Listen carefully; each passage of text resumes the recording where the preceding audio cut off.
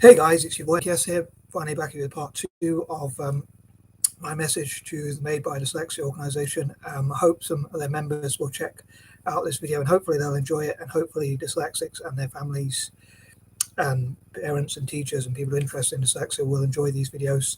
I hope in October, and again, people who are interested in learning about dyslexia. Technically, it's now nearly 20 past 20 past midnight. So it's technically a new day. So I'm a little bit behind schedule from what I wanted to do, but never mind. I used to think like I recently I thought that, or a few years ago, I was thinking like I think 1 in the morning should be a new day because technically things normally start from 1. So I know normal people start the day from midnight, or technically saying midnight is a new day, but I think like it should be 1 in the morning. But anyway. But yeah, so technically speaking, we're on a new day, so it's no longer a Monday. So I know with my patterns and iterations, I like to do this on Monday because it's made by Dyslexia Mondays. Anyway, sorry for that trivial note, but as it happens, probably doesn't make much difference. But I thought I thought I could wait till tomorrow because then I might be more fresh when I wake up or whatever. But I thought if something comes up tomorrow, I might not be able to get access to the laptop. So excuse me. And I struggled to sleep at night, so I thought I'd just upload this video. Anyway, sorry for waffling. Again, anyone with dyslexia or interested in dyslexia or related conditions, hopefully will enjoy this video, and hopefully some of the members from Made by Dyslexia will watch this and again enjoy it. And Made by Dyslexia, as far as I'm aware, I don't know a huge amount about the organisation, but I think it's actually ran by, founded by someone called Kate, and I don't know if she wants me to reveal her full name, so I won't, just in case. But I haven't really asked for her permission to use her full name. But I mean, it's online anyway. But someone called Kate, who has founded this organisation, I think she's done some excellent work. So hopefully she'll see this video and enjoy it. And again, we can collaborate on raising awareness of dyslexia and empowering dyslexic people around the world because we share the same goal. And hopefully she'll, again, be happy that I made this video or these videos, and also the other ones just generally about dyslexia. And hopefully the other people, I'd love to meet people like Richard Branson, Jamie Oliver, and other dyslexics especially. And even though sometimes I do like my own alone time, I would love to meet different people and like just share ideas, and as long as we can work towards a shared goal. Anyway, that's been quite a long intro, so if you do manage to check it out, if you're a famous dyslexic, please comment, and like maybe we can network together and you can help me with the projects in Africa and Asia, raising awareness with politicians and things like that. But anyway, I'm going to crack on with the video because I might cover those sorts of points in this video and I don't want the video to be too long, so I'm going to crack on.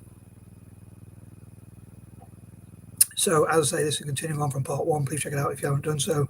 If you just stumbled across these videos, I make these sort of list videos and break them into 3 parts. So sorry for repeating that point for anyone who's seen my other videos, but just for those who might have just stumbled across this crazy guy here.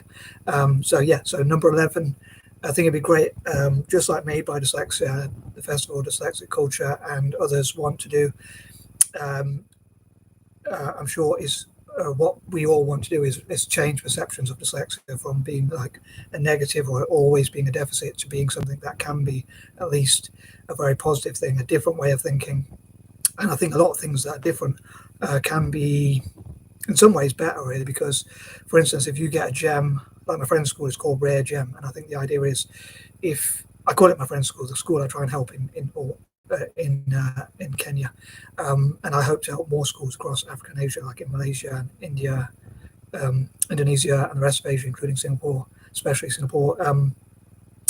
So I hope to do that more in the future. So I hope to connect with those. So if you are from those countries and from those organisations and dyslexia-friendly schools, please post in the comment section or connect with me, because then I can look in ways to help you as well.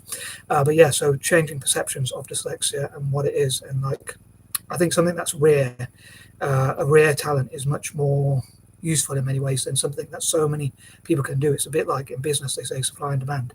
So if you've got something that's so rare, a rare talent, but it's a useful talent, of course, then I think it's worth a lot more in many ways. And also I love to celebrate dyslexic inventors, dyslexic contributions to the world in terms of things like STEM, science, tech, engineering, maths, business, these dyslexic businesses that have been created, creating lots of wealth, paid lots of taxes, employed lots of people. Although I love dyslexics to be tax exempt, but use that money that they save, people like Richard Branson and Jamie Oliver, in investing in dyslexics. On that note, 12, I'd love to have like dyslexic mentors, so people like Richard Branson could travel maybe in the future. Again, people like Jamie Oliver and people like that could travel to parts of Africa and teach their craft, in this case like business or cooking, or in Jamie Oliver's case, but also business, because he's also a business person. And like actors like Orlando Bloom and Keira Knightley and people like that could hopefully mentor, and people like Steve McQueen could mentor people in Africa and Asia in terms of like becoming movie directors, producers, actors, actresses, and that sort of thing, like what it takes, and try and encourage them, hopefully in a positive way, especially from a young age, to learn those skills that will hopefully stand them in good stead, or put them in a good position, in other words, in the future. So yeah, a dyslexic mentorship program, would be really good, I think. And also, I think, like as I mentioned in videos like probably last year or so, I think it would be great to see people like Richard Branson, John Chambers, Craig McCall, and Charles Schwab and people like that creating their own academies, business academies, like Virgin Business Academy, Virgin Enterprise, obviously, Richard Branson's company. So excuse me, they could create their own, either in their own name or even their company's name, or both. So it could be like the Virgin Centers for Entrepreneurship across Kenya and the rest of Africa and Asia for dyslexic people, especially, or a certain intake could be dyslexic, or maybe even there could be specific schools for dyslexic people in business, as well as just general people, but especially dyslexic or people with ADHD, dyslexics or people with ADHD. And also, like, yeah, so there could be like the Richard Branson School of Business in Kenya for dyslexics, especially, and things like that. Number 13, I'd love to hear, like, well, I suppose I say I'd love to hear, but I would like to hear from some of the, I know it's a bit of a negative thing, but some of the problems that are still faced by dyslexics, because I think that is important for people to know that we still have areas where we do need help, and where we struggle with, like reading, writing, arithmetic, in a lot of cases, or academic things. So it would be interesting to hear those sorts of problems, because I think that would allow people to still understand that we still do have some issues that we have to work on, or we need help with. Number 14, I think it'd be great if dyslexic people had solutions for those problems, but also that people in society understood that dyslexic strengths like problem solving would really help in the long run. It's like in terms of solving problems, which is what like business and things like that are about. And I think obviously there's many problems in the world to be solved, and I think the sooner we solve them, the better. Number 15, again, I would love to hear from people like Richard Branson, people like that, about how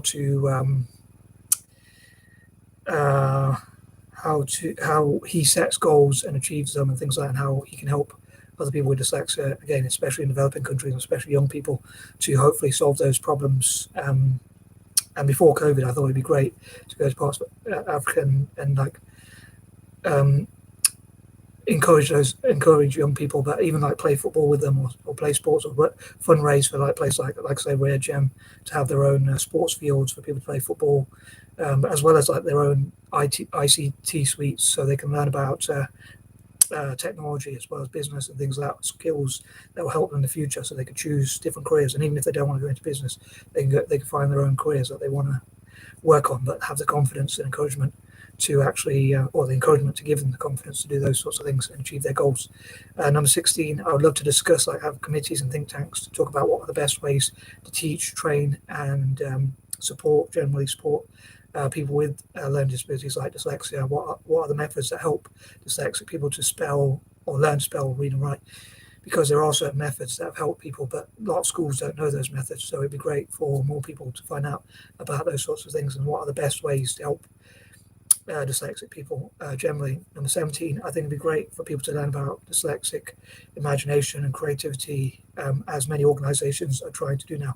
And the more people who find out about that, especially again in developing countries, I think the better. And if those countries like the Kenyan politicians and teachers and wider society and across Africa and Asia again learn about the strengths of dyslexics, they'll know that dyslexic people can solve a lot of their problems that they're facing through our unique and creative mindset. Like the next Richard Branson could be someone from India or another part of Asia or Africa and things like that. So a dyslexic person from those countries, and especially if we start them young, I think we can help them hopefully in the future. Number 18, again, I think it'd be great if there was a list of all the positive things about dyslexia and what people love about being dyslexic, famous dyslexics, contribution to the world by dyslexics, and things that, if encourage, what dyslexics could even contribute in the future as well to the world. Number 19, I think it'd be great again to encourage dyslexics in STEM, science, tech, engineering, and maths, and once again in developing countries especially. And also as an anti-imperialist in Ireland as well, because it was colonized. I'd love to support them as well, but also dyslexics all around the world. But I thought this could be a specific project, a unique project in helping dyslexic people in developing countries. Like, I think it'd be quite an irony because people look at Africa as like the dark continent or a backwards continent in some ways, or some people look at it that way, and they also see dyslexia as a weakness.